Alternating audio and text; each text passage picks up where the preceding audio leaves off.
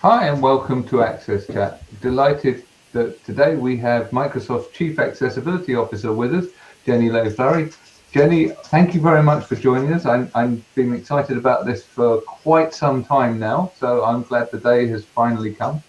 I'm really pleased that you could join us. So tell us a little bit about your story, because it's really quite compelling, and then how you ended up at Microsoft and working in the job that you're doing now, because it's a fantastic role that you have.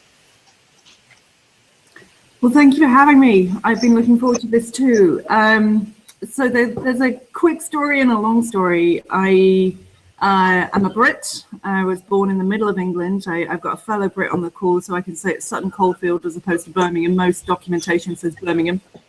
It's a little bit outside of there. Dragged up there, went to normal school, comp school. My sister and I both had different varying levels of deafness as kids.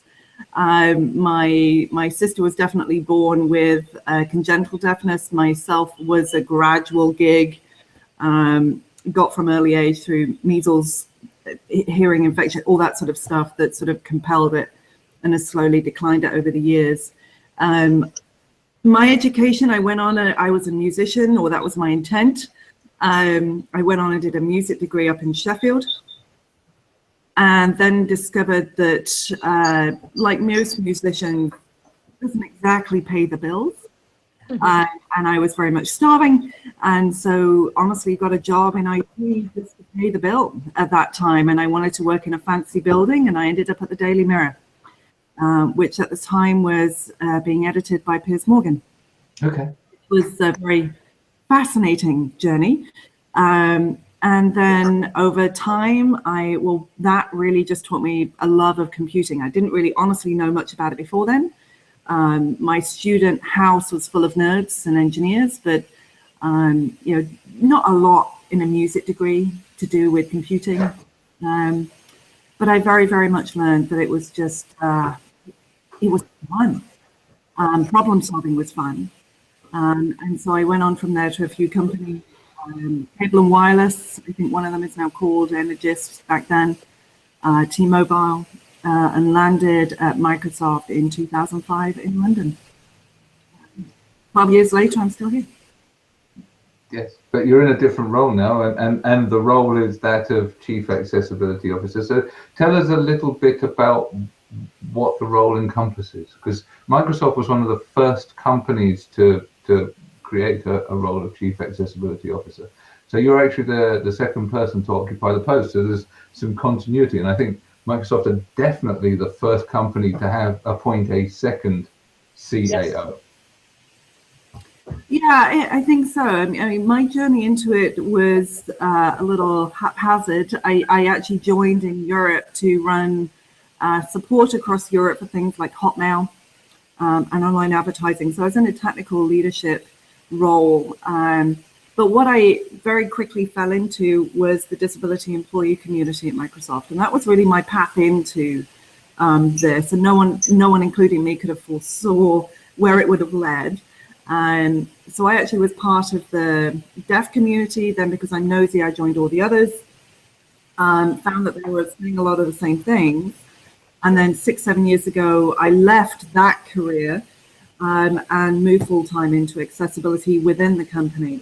And then in January this year, I became the CAO.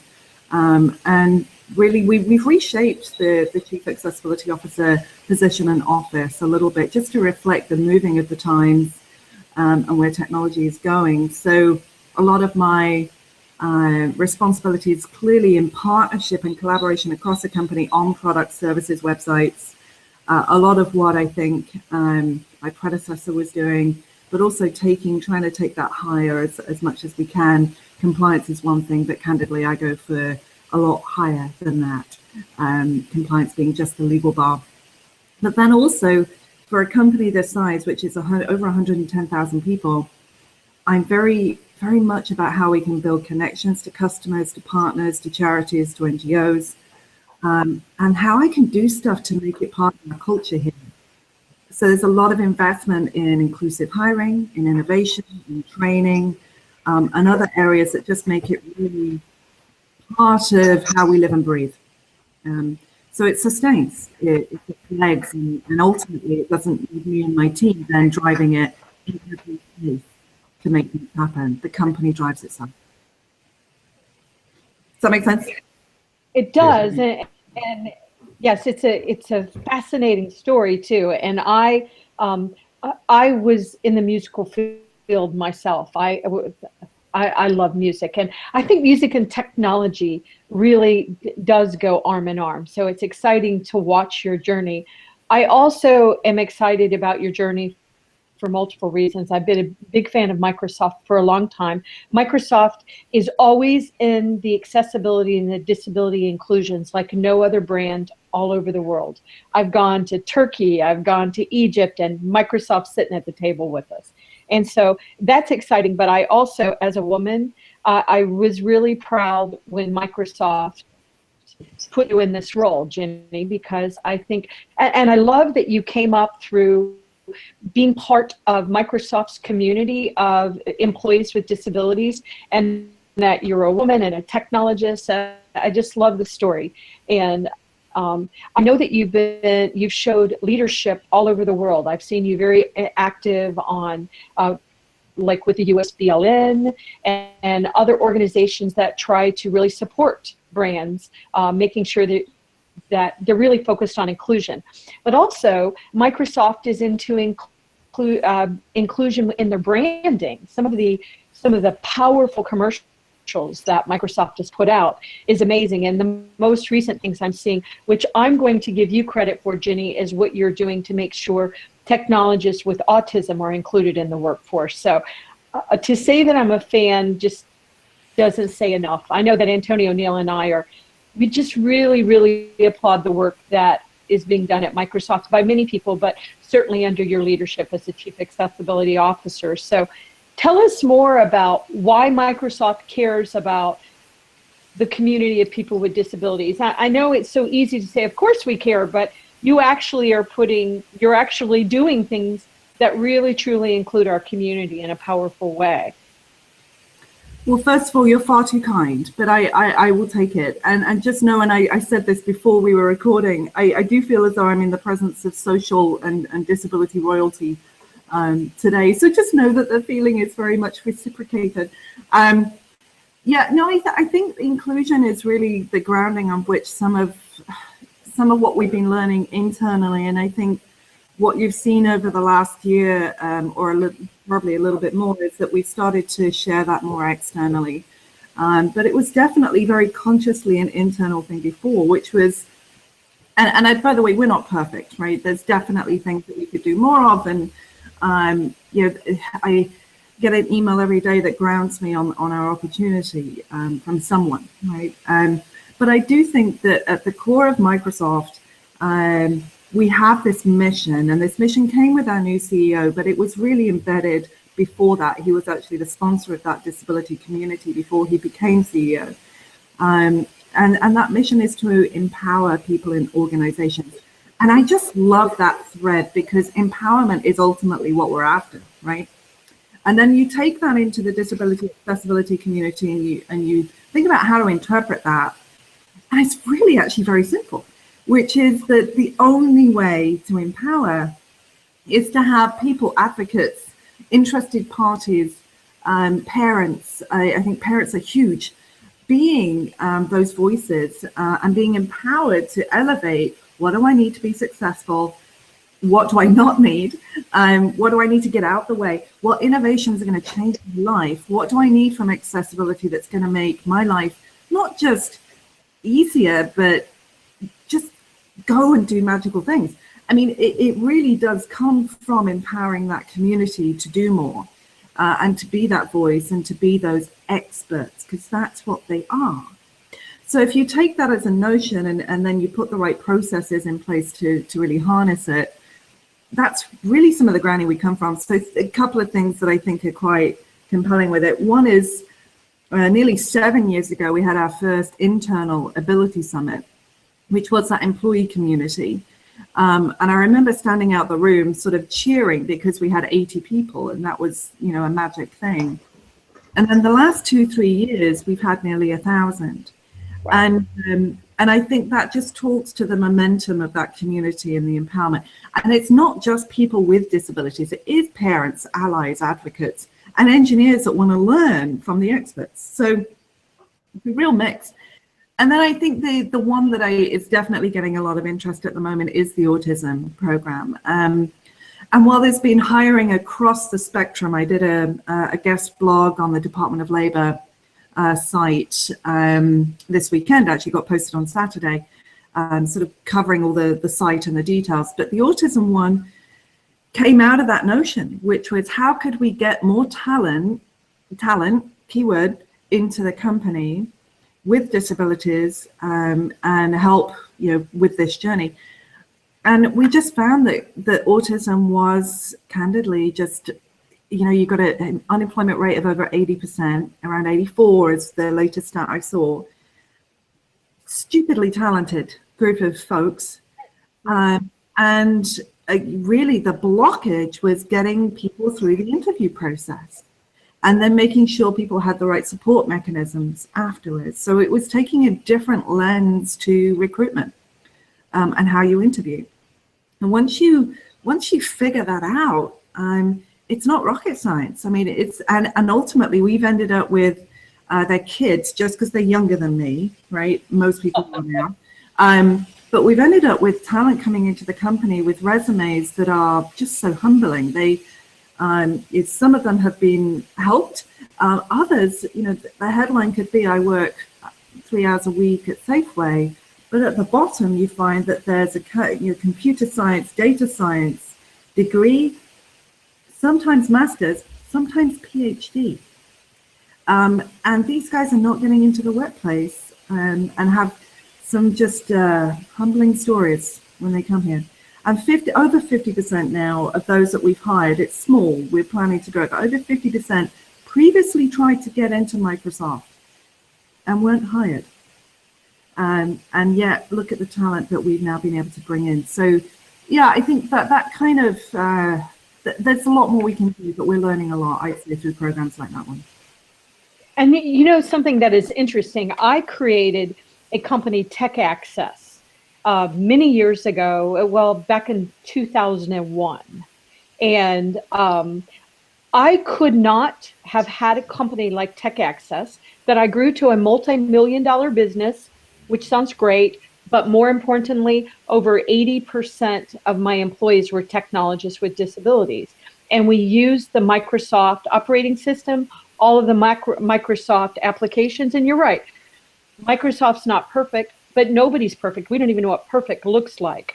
And so many of the technologists that work for my company, they could work for me, telework and telecommuting, because of the earlier efforts that Microsoft had made as far back as like Windows, you know, I'm going to forget, it was the Windows before Windows 95.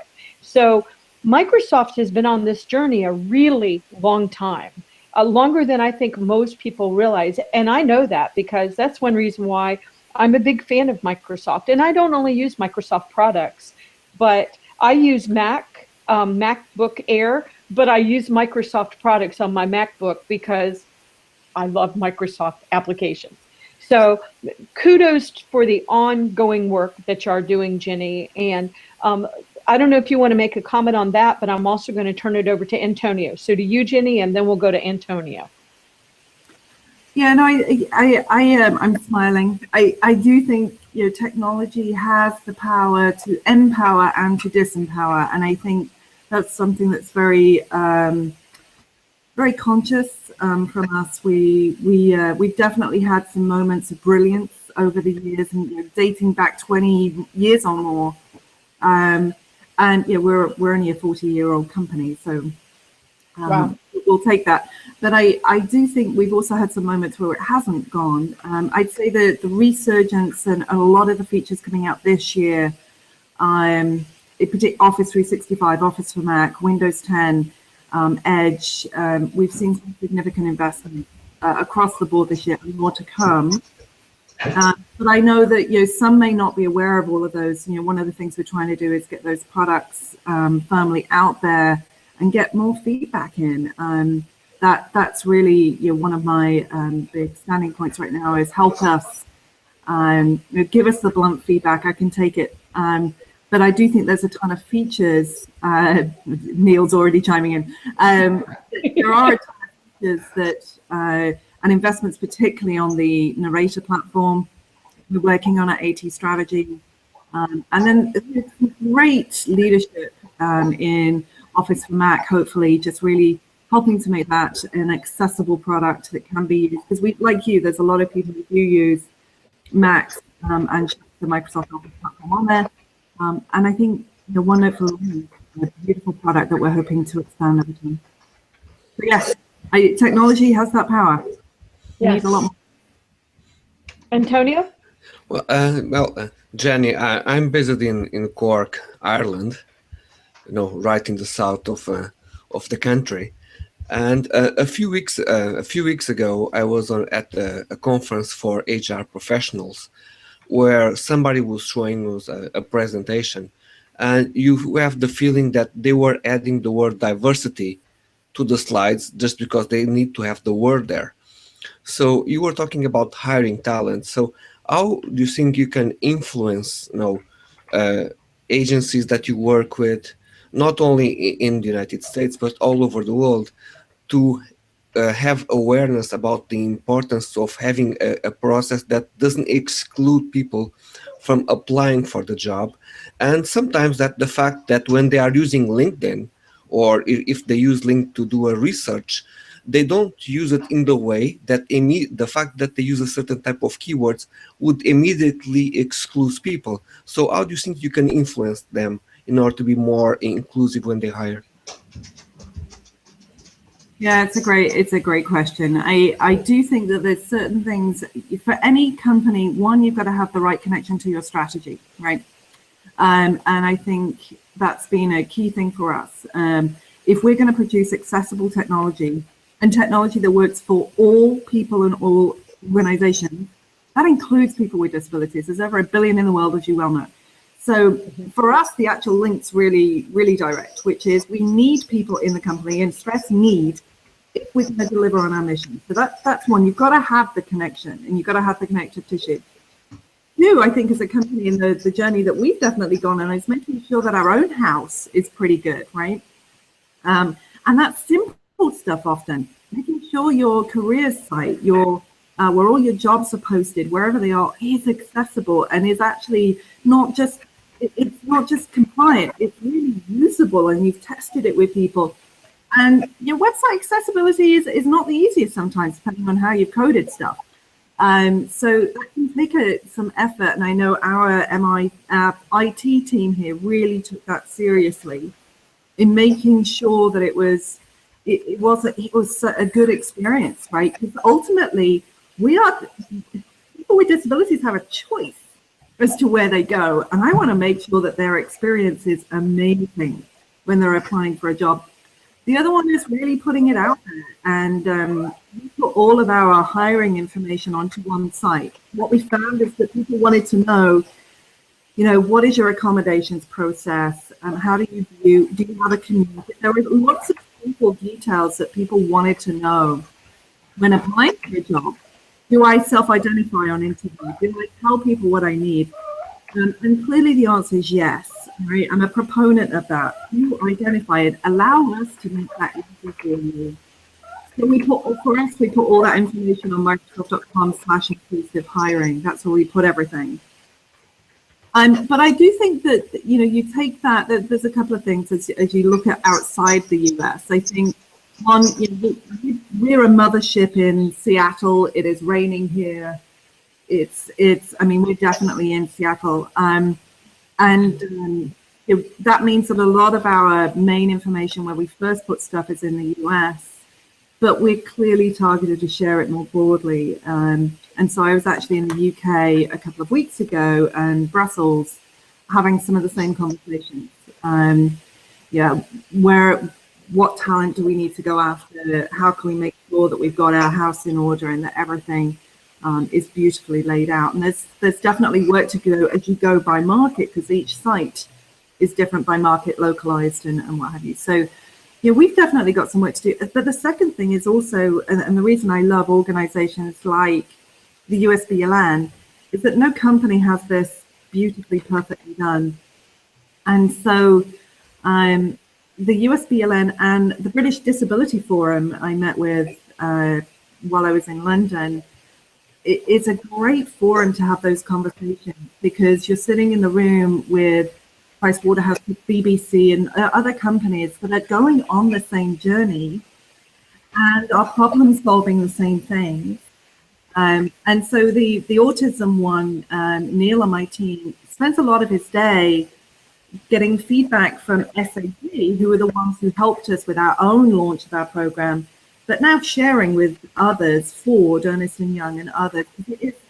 This isn't a space where we compete. There is more than enough talent to go round.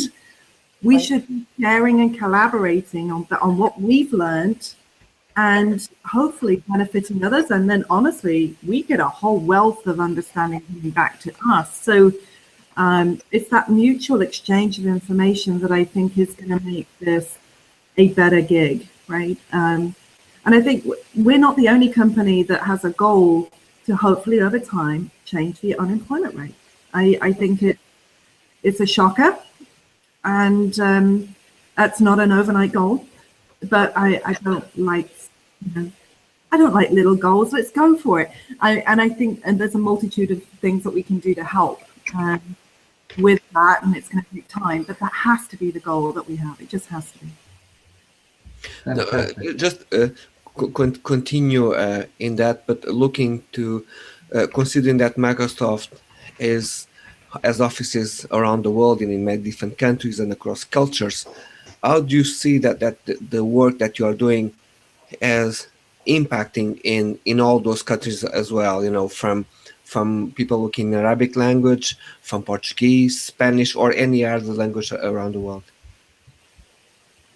Yeah, I'd say there's definitely pockets around the world where there's an enormous amount of interest and passion that's coming up. And it's not every country and every market, but there's definitely a number of markets where we've seen that coming up. Europe is an incredible hotbed, I think, at the moment. I just hired a guy from the company Toby, very fortunate to have him join a few weeks ago, and he'll be based in the UK for that reason. But with the coverage over Europe, a guy called Hector Minto will be sitting over there. Now I can't say it right. Hector Minto, M-I-N. And he's going to be helping us sort of on the ground in Europe, which I think is important. You know, having folks outside of mothership and on region and on time zone. And hopefully over time we'll be able to do more of that. There's definitely a lot, I'm beginning to see a lot of interest in Asia, which I think is fantastic, and I hope to see more of it. And in some markets, you've got a variety of different issues. Some markets are socially ready for some of the conversations, and other markets you are battling some of that as well. I was educated by Mark from the European Deaf Union when I was over in Brussels. There are some countries in Europe where if you're deaf, you're not allowed to drive, which is glaring to me. Yeah, and I'm severely, profoundly deaf. My speech is very deceptive, but technically, I wouldn't be allowed to drive in some countries, which would impact my ability to work, clearly. So we've got, that's a human right as far as I'm concerned. So we've got some ways to go in some countries of getting some of the foundations in place, and others are more at the stage of help me to find talent. So it really depends, I think. But no, to your point, I think Europe's going to be a fantastic market going forward. India, Mexico, Brazil, there's others that I think are definitely coming up as well. Yeah. Good. That's good to hear. I'm very interested in the recruitment side of things. I'm a member of the BDF task force in the UK. I'm sorry I couldn't meet you on the 20th. I'd just been traveling. I'm particularly interested with the autism stuff because I don't know who you've been working with, but I've been doing some work on neurodiversity with the BBC, and particularly a young lady called Lena Hack, who is doing amazing stuff with virtual reality and also looking at alternative ways of interviewing and also building accessibility guidelines for people who are neurodiverse, because it's not just a case of getting people through the door, it's about making sure that people are successful once they're in work, and it's really key that people who need different things are understood, and there's some good work going on there.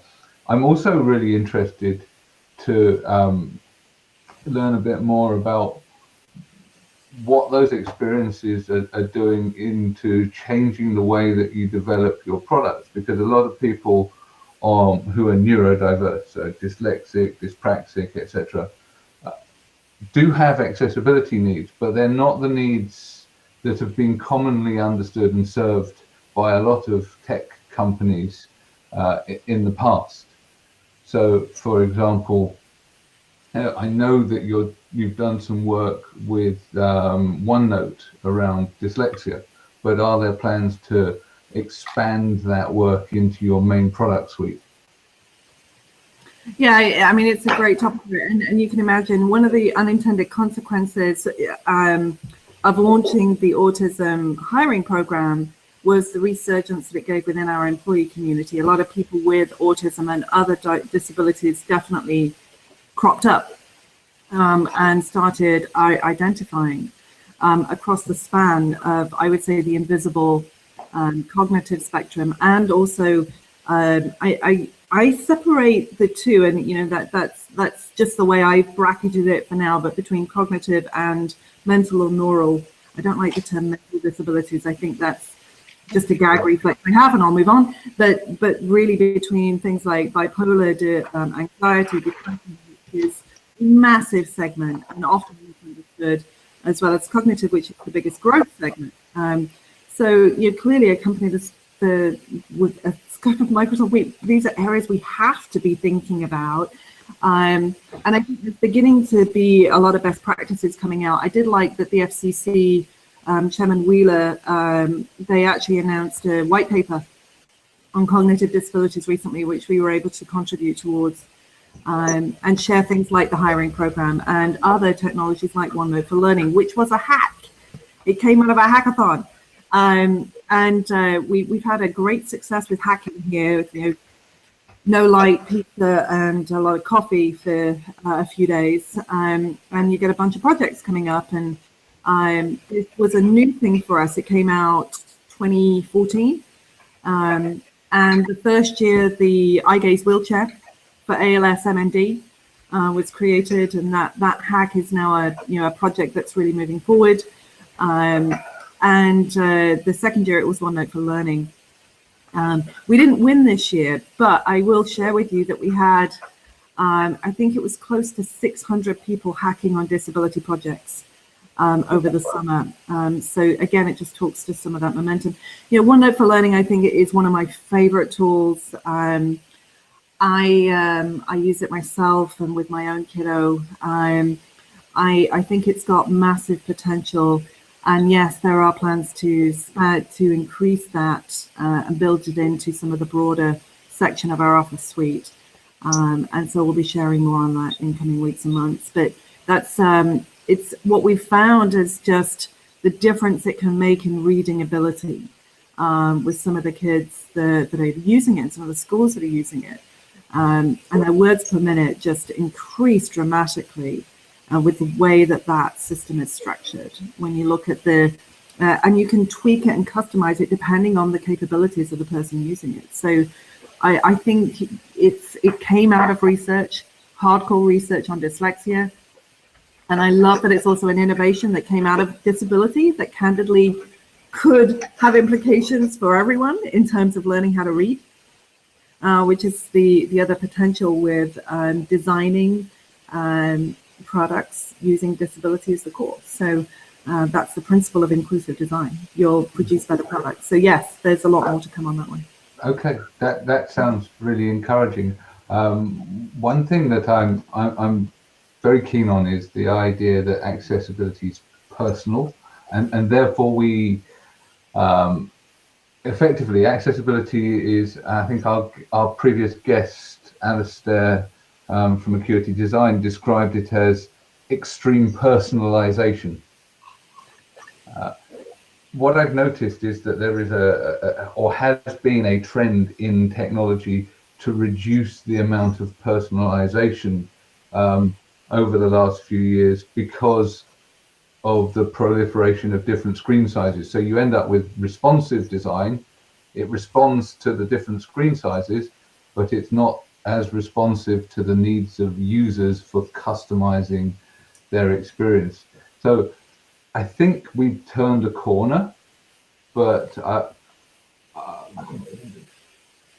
do you agree that we will, that there will be more chance to customize in future? I think technology, for us, inclusive design and the principles around it, disability is part of being human, and what we've got to do is design for human. So I think in the past, disability was described, in fact, if you go to Webster's dictionary, it's described as being broken, impaired, which I vehemently disagree with. I'm many things, but I'm not impaired. I do sort of very vehemently believe that if you design for human, including the facets of disability, given that it is such a massive number, you won't just design for 1 billion, you'll design for 7 billion.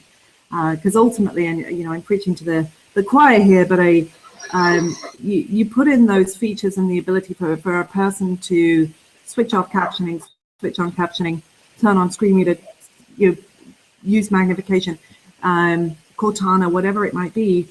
Those are useful not just for people with permanent disabilities, they're useful for those who are temporary or situational. And this is just a core basic. But so I agree and I disagree to a point. I think ultimately we all need to have the ability to know what to use. A lot of the things that we are looking at is the fact that technology, it can be hard to figure out what's in there if you don't know where it is. It's Windows key U, that's the ease of access on it. But not everyone knows about that. So how do we make it easy when suddenly you find yourself one-handed because you've broken an arm? How do we make sure that it's easy for you to know what's in the product? And let alone use the features that are there. So I think some of it is about how we look at those UIs and really figure out ease of use, true ease of use, not just the term ease of use around them. Some of it is about education. Some of it is about making sure that it's customizable, because everyone's use is individual. But again, I just think that's designing for human and use within it. I love that there are so many accessibility features now that are not accessibility. They don't have the word accessibility. People don't call Cortana accessibility or Siri. It's no, but that's all it bloody well is an accessibility. Yes. Does that make any sense? Yes, it does. No, that makes perfect sense. Deborah, you had another question. Yeah. Well, more of a comment, or or a kudos. I also know that Microsoft continues to support the IAAP, the International, I always have to think about it, Association of Accessibility Professionals. And your predecessor, Rob Sinclair, I know continues to be very engaged in that. And once again, the thing that is so encouraging about the Microsoft brand is that you seem to be engaged in so many conversations about, real inclusion, real access, not only technology and getting excited about the innovation and what technology can do, But as you were just noting, Jenny, it's interesting that some of the technology that's been created for individuals with disabilities is now mainstream for everyone. I know I see people using voiceover, on the iPhone all the time, whether they have a disability or not. And I think it's exciting because I love technology. So I think it's exciting watching us, the personalization certainly, but really make sure that technology works for humans and we all get the advantage of, better usability because of the efforts that are being done by accessibility. So I'm very hopeful for, what we're doing. And I also know that many vendors and many technologists and other companies, they look at Microsoft to lead. So when they see Microsoft being engaged with USBL and IAAP and the European Disability Forum and really being engaged in a meaningful way with the hackathons, I just love the leadership that I see continuing to come from Microsoft. So just really a comment that we notice all of the work that you are doing, Jenny, and we really, really applaud the efforts. Well, thank you. I'll make sure my team feels that and the folks on this around the company. I think the other one organization I'm incredibly excited about is Teach Access. Again, it kind of goes to my groove of you're better together. And so this is a Google, Yahoo, Facebook collaborative focused on education. And my team is really working hard on some of the content to hopefully help with some of that. Which is making sure that accessibility is part of curriculum in universities, and we're going to be doing some work there to try some of that in some of the local universities here. So I think this area there is so much opportunity from one end of the spectrum, which is making sure it's within product, and the other is empowering people with whatever technology they have to plug and play with the USB, with the AT segment, for any use. And there is multiple, I learn a new use case every day that a person has. And one of the things that I learned with Hector in Europe, he comes from Toby and works a lot with physical disabilities and learning disabilities. So he's educating me on a lot of those they're not edge, they're just different use cases of technology. And so there really is just this massive spectrum and how we can empower across that. And all of that, inbox to AT and all between. So yeah, it's going to be a fun ride. A lot more to do, and I love that. There's so much opportunity here.